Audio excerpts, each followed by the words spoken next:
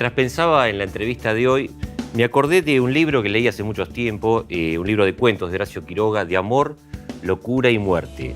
Tres temas que cruzan la literatura universal, el cine y tal vez también son los temas centrales que abordamos en las charlas que mantenemos con nuestros amigos, en nuestro trabajo. De amor y de muerte podemos hablar, por ahí mucho más de amor que de muerte, pero de locura, por ahí hay algunos tabúes acerca de eso. Familia y padecimiento mental es un libro que trata, desde el ámbito de la justicia, de estas cuestiones. Gabriela Bru es una de sus autoras. ¿Cómo estás, Gabriela? ¿Cómo estás? ¿Cómo andás? Muy bien. Leí hace poquito que hay una ley, creo que todavía no se aplica, que tiende a terminar con los manicomios. ¿A dónde nos van a llevar a los locos sin manicomios? Ajá, a ver, es una pregunta que tiene múltiples respuestas, depende de dónde la respondas, ¿no? Si ves las normas jurídicas, vas a entender, vas a decir, mirá, en Argentina están muy pronto a que se terminen los manicomios, mirá, se proponen nuevas terapias que van a sustituir el manicomio. Ahora, cuando hacemos una lectura desde las prácticas, ahí ya las subjetividades se constituyen diferente, ¿no? Hay prácticas donde se propicia otras alternativas que no sean el manicomio y otras prácticas donde no es posible, ¿no? Digamos que hay como un abismo entre las normativas y las prácticas, pero bueno, para no terminar con una mirada pesimista sobre este tópico, la normativa siempre es una herramienta, ¿no?, para proponer otras terapias que no sea el manicomio. También leía que hay un diagnóstico de la Organización Mundial de la Salud, compara en ese diagnóstico a los centros de rehabilitación mental, para llamarlos con eufemismo, ¿no?, los manicomios, con los campos de concentración. Un estudio que es de 1953. ¿Cuántos años duró todo eso, pensando, ¿no?, que ya se sabía o ya se había comparado un manicomio con un campo de concentración? Ay, es una pregunta que atraviesa toda la historia, ¿no?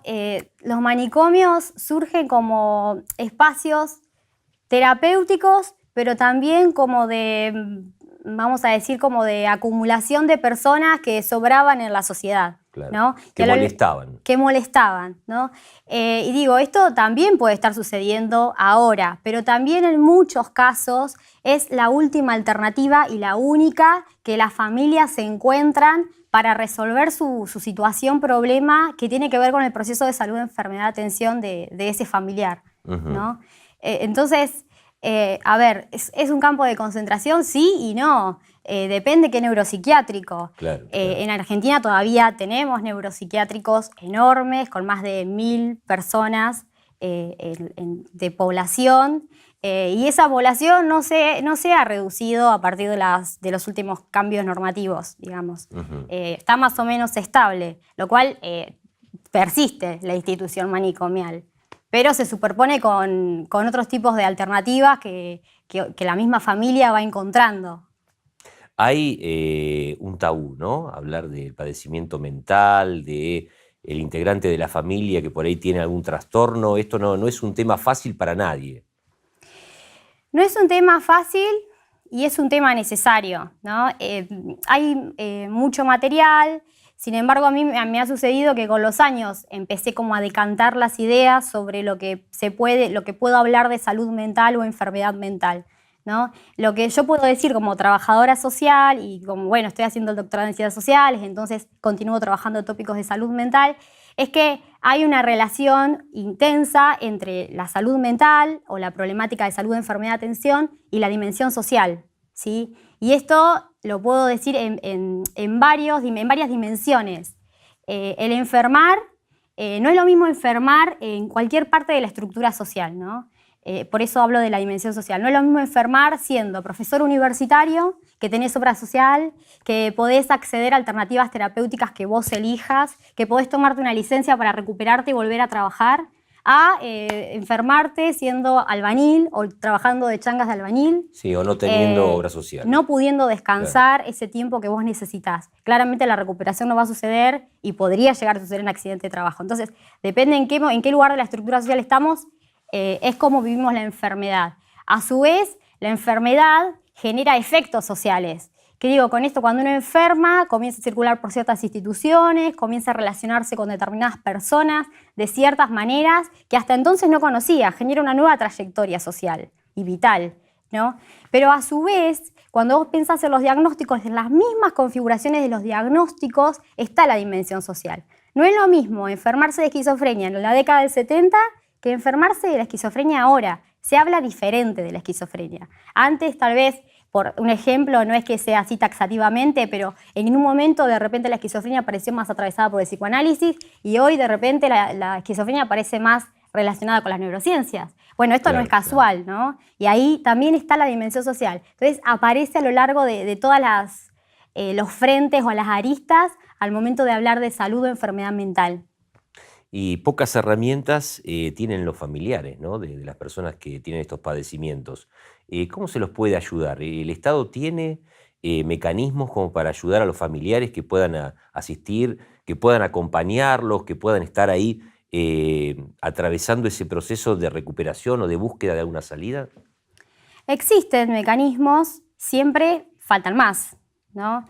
En las instituciones de salud uno cuenta con personas, con equipos interdisciplinarios, que si vos no tenés, no sé, el certificado de discapacidad que te permite acceder a otros derechos, ¿no? De repente encontrás con personas que te pueden ayudar y acompañar en esa gestión. También existe la posibilidad, no sé, de revisar tu diagnóstico. A ver, las instituciones estatales tienen recursos, porque la enfermedad mental existió siempre, entonces han generado recursos para acompañar a la familia. Ahora, ¿son suficientes? No, obviamente que no, y más que la configuración de lo que es la enfermedad mental ha ido transformándose. Entonces, de repente ahora el padecer no está tan restringido a lo biológico, la recuperación no tiene tanto que ver con el tratamiento farmacéutico, con el tratamiento biológico, sino que hay otras dimensiones dando vueltas, ¿no? Y es necesario atender esas dimensiones. Por ejemplo, insertarse en la sociedad es una, insertarse laboralmente, insertarse educativamente. Y las instituciones de a poco van construyendo esto, pero nunca son suficientes. Y lo ideal es mantener a la persona, pienso en el Alzheimer, por ejemplo, Sí. mantenerlo en su ámbito, rodeado de sus familiares, o buscar un lugar donde puedan atenderlo. Caso a caso. A ver, a veces uno tiene, por cómo uno se educó a lo largo de la vida, uno tiene la idea a priori de que la familia es un aspecto positivo para uno, ¿no? Dices, bueno, cuando me pase algo, qué bueno que tengo todas estas redes de contención. Bueno, no siempre es así. O al revés, uno como familiar de una persona enferma dice lo mejor que puede pasarle es que lo cuide yo. Que lo cuide yo. Bueno, no siempre es así, porque la familia tiene sus propios procesos de salud de enfermedad. Porque la familia de repente deja de circular por sus espacios para destinar toda su atención a esa persona enferma. Entonces, digamos, como nosotros en el libro lo que tratábamos de hacer no era acusar a la familia de nada, sino partir de una mirada comprensiva, ¿no? Y abierta y exploratoria acerca de qué era lo que le pasaba a la familia cuando uno de sus integrantes enfermaba, ¿no? Me parece que es eso la postura que tomamos en el libro junto con Eugenia. Mencionás a Eugenia, María Eugenia Garro, que es la coautora del libro. ¿Por qué se plantearon escribir Familia y Padecimiento Mental? ¿Cómo surgió el proyecto? Bien. Bueno, surgió hace un par de años, en el año 2011, que estábamos haciendo la práctica institucional para recibirnos de trabadoras sociales, y estábamos haciendo la práctica en la Curaduría Oficial, institución donde hicimos el trabajo de campo que derivó en esta investigación, ¿sí? La institución Curaduría Oficial es una institución que tiene como misión ejercer la curatela o el sistema de apoyo de personas que han sido judicializadas, declaradas insanas, inhabilitadas, y que la familia ha decidido no acompañarlos o no existe la familia. Entonces aparece el Estado, el modo de curaduría, para acompañar a estas personas en la toma de decisiones acerca de sus bienes y de su persona. La curaduría está para todo. En diferentes niveles dependiendo del caso. Hay casos que necesitan más soporte y casos donde se le puede dar más margen de libertad porque el otro ya sabe cuidarse en muchos aspectos y está en momentos de crisis nada más. Entonces hicimos la práctica ahí y lo que empezamos a percibir era que las personas representadas por la curaduría sí tenían familia. Entonces la pregunta que nos surgió fue, ¿qué sucede que teniendo familia deciden, digamos, de alguna forma entregar a la persona al Estado, ¿no? ¿Qué es lo que le pasa a la familia? ¿Cuáles son las transformaciones que vive la familia? Las emociones que atraviesan esa experiencia que hace que tomen esa decisión de ceder la curatela o la inhabilitación o la determinación de capacidad jurídica al curador oficial. Y fue así que comenzamos a trabajar juntas en esa investigación que derivó nuestra tesis de grado con la que nos graduamos de trabajadores sociales. ¿Y cuándo pensaste en ser trabajadora social y cuándo pensaste dentro del trabajo social en dedicarte a este tema?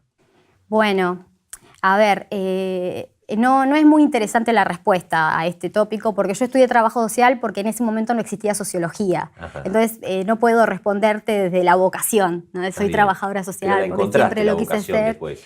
No, a ver, estudié trabajo social, me interesan las ciencias sociales. Estudié trabajo social, necesitaba recibirme porque eso significaba la inserción laboral de alguna forma. Me gradué y ahora me dedico a las ciencias sociales, ¿no? Claro que estoy formada como trabajadora social, pero mi ejercicio profesional no está desarrollado en una institución, en lo convencional, sino en la investigación y en la docencia. Bien. En la apertura yo hacía referencia a un libro y también a lo que por ahí nos cuesta, o lo que entendemos, ¿no? por locura. Con otras palabras, tal vez, con otros adjetivos, con otros calificativos, no resulta o no ocurre lo mismo que con locura, porque puede ser un gran elogio, qué loco que es este talentoso, ¿no? que logró esto, o puede ser muy peyorativo, ¿no? Este loco. Es la misma palabra que tiene dos sentidos. También te va a haber algún lugar donde se cruzan, ¿no? esa locura o eso que deja de ser normalidad con la genialidad. No, yo trabajo con la experiencia de padecimiento de personas que la pasan mal. La pasan mal. Entonces no, es muy difícil relacionar la locura a la genialidad, ¿no? Incluso en estas experiencias casi que no aparece la palabra locura, aparece el sufrimiento psíquico y social, ¿no? Aparece la exclusión, se habla en otros términos, tal vez no es, de repente si estamos trabajando como personas con padecimiento mental, pero la locura no es una palabra relevante, ¿no? Y digo, esto que me estás preguntando me está incitando a repensarlo en mi tesis de doctorado, ¿no? Está bien. Porque no aparece. Y me hiciste acordar con la referencia, hace un ratito cuando hablabas de estos lugares, alguna vez estuve en Mar del Plata en el hospital intersonal donde hay un sector, ¿no? para personas que tienen padecimientos. ¿Hay reincorporación? ¿Hay salidas positivas desde ese lugar? ¿Personas que se recuperan y que después pueden reinsertarse en la sociedad? Claro que sí, hay experiencias. El sector de agudos del intersonal, no trabajo en el intersonal, pero por amigos que trabajan y por entrevistas que he realizado en el contexto de la tesis, puedo decir que trabajan en situación de casos agudos, como dice el área, ¿no? La atención de agudos. Eso quiere decir que trabajan con personas que están en situación de crisis. No son espacios terapéuticos donde uno está fuera de la crisis y puede recuperarse. Son espacios para atención para agudos. Sí, es posible la recuperación. Instancias para la recuperación son instancias para la recuperación o para el bienestar de cualquier persona. El trabajo, la educación, la recreación, las amistades, las relaciones, los vínculos, las redes sociales en el sentido de personas, ¿no? No de redes sociales, Twitter, ¿no? Sí, claro. Digo, hacen a la condición humana, no tienen nada de específico. Y hablabas, de la investigación. ¿Qué otros aspectos de los padecimientos mentales te gustaría ahondar, te gustaría investigar? Sí. Bueno, actualmente estoy trabajando con la trayectoria sanitaria y judicial de las mismas personas, pero desde la perspectiva de las personas, ¿sí? ¿Cómo es la experiencia de padecimiento de las personas que han sido diagnosticadas y judicializadas? ¿Cómo es esa trayectoria social, vital, sanitaria y judicial? Para dar cuenta de cuáles son los elementos constitutivos en estas subjetividades. Cómo se ve el mundo, cómo se actúa, cómo se desea el mundo. Y, digamos, la descripción de estas trayectorias desde la perspectiva de los propios usuarios tiene que ver con poder dar cuenta si las normativas de los últimos tiempos han tenido efectos o no han tenido efectos en estas trayectorias. Entonces, un poco que estoy estudiando eso ahora, que fue algo que me interesó hace mucho tiempo. En ese momento lo hicimos con las familias y ahora lo estoy haciendo con la perspectiva de los usuarios. Siempre me interesa la investigación cualitativa. Pero no me interesa porque sí, la investigación cualitativa, sino porque las preguntas de investigación que me surgen se responden cualitativamente, no se responden de otra forma. Y responder cualitativamente quiere decir interesarse por los significados que construyen sentido acerca de un mundo social, ¿no? Como que estoy orientada para ese lado. Siempre con los tópicos de salud mental, porque cuando vos haces una investigación, terminás la investigación y tenés más preguntas que respuestas. Claro. Entonces tenés muchas respuestas, muchas preguntas para seguir Pero investigando. Es saludable eso, es muy saludable. Sí, sí, sí. Y pensando en las personas que están judicializadas, ¿tienen la posibilidad de recibir tratamientos en la cárcel? ¿Se atiende esa...? Está condenado, obviamente, por un delito. Uno repasa la historia de las cárceles en la Argentina y no hay mucho cuidado en esto que dice en realidad la Constitución, que son lugares para recuperar y no para castigar. Al que está con un padecimiento y además está judicializado, ¿qué posibilidad se le brinda? El campo penitenciario, nosotros en el libro no trabajamos ningún caso que esté en situación de encierro en el campo penal. Ajá. No está en ninguna cárcel, ¿sí? Son casos que están en hospitales psiquiátricos o que están con tratamiento ambulatorio. Claro, Entonces claro. te puedo responder más en ese sentido, Ajá. más que en el campo penitenciario, por una cuestión de pertinencia y pertenencia temática, Está ¿no? bien, está muy bien. No sé si querés No, está bien. ahondar en ese tópico. No, y te preguntaba, y iba a eso, ¿no? ¿Cruza este tema las drogas? ¿Las drogas cruzan esto? Sí, cruza este tema, las drogas. Hay casos judicializados con diversos diagnósticos.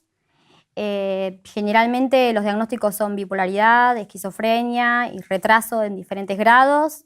Pero muchos de los casos están atravesados por las drogas, por el consumo problemático de drogas. No hay ningún caso que sea exclusivamente judicializado por drogas. Generalmente Claro. lo que encontramos en la investigación fue casos múltiples, casos donde es diagnosticado con X diagnóstico, vamos a decir, qué sé yo, esquizofrenia, y simultáneamente se da el consumo de drogas, cosa que empeora la situación, ¿no? Bueno, y comenzábamos esta charla, Gabriela, hablando de la posibilidad del cierre de lo que conocemos como manicomios. ¿A dónde avanzamos después de eso? ¿Cuál va a ser el tratamiento? ¿Cuál va a ser la modalidad cuando no haya más manicomios o centros psiquiátricos? Es que la pregunta es la respuesta creo que, no sé si no va a haber más manicomios, ¿sí? A ver, el factor que haría que dejara de haber manicomios son las políticas públicas. Porque como te trataba de contar, ¿no? El sufrimiento es psíquico, pero es social. Entonces, si vos no tenés recursos y políticas públicas para la inserción de estos sujetos en el ámbito social, no es posible el fin de los manicomios, porque la persona, si no se inserta socialmente, en algún lugar tiene que estar, ¿sí?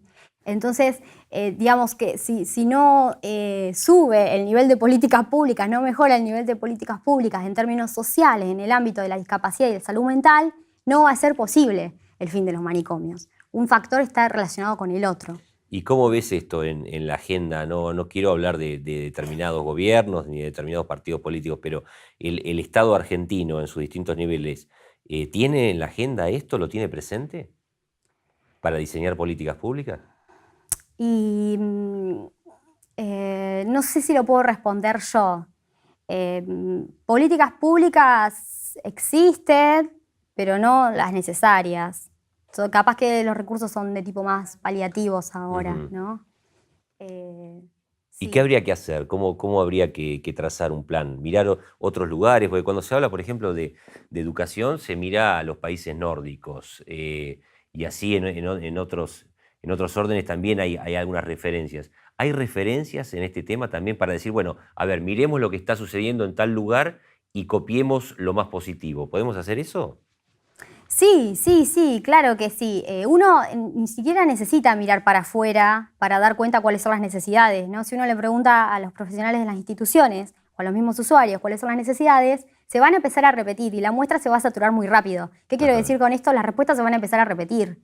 El problema es el habitacional, es dónde vivir. El problema es el acompañamiento por fuera de las instituciones, es acompañar esa recuperación ambulatoria. El problema es la no inserción laboral. Pero son problemáticas que atraviesan otras instituciones también y otras Claro. dimensiones de lo social, ¿no? La problemática laboral en Mar del Plata, por ejemplo. Imagínate una persona que de por sí tiene la etiqueta discriminadora del padecimiento. Claro. Mejor ni contarlo. Claro. Si ya tiene el problema aquel que no padece ningún trastorno, ¿no? Para conseguir trabajo. Nos imaginamos. Bueno, todas estas cuestiones están en Familia y Padecimiento Mental. Invitamos a todos a su lectura y te felicitamos, Gabriela, por este libro y muchísimas gracias por haber estado nosotros. Muchas gracias a vos por la entrevista.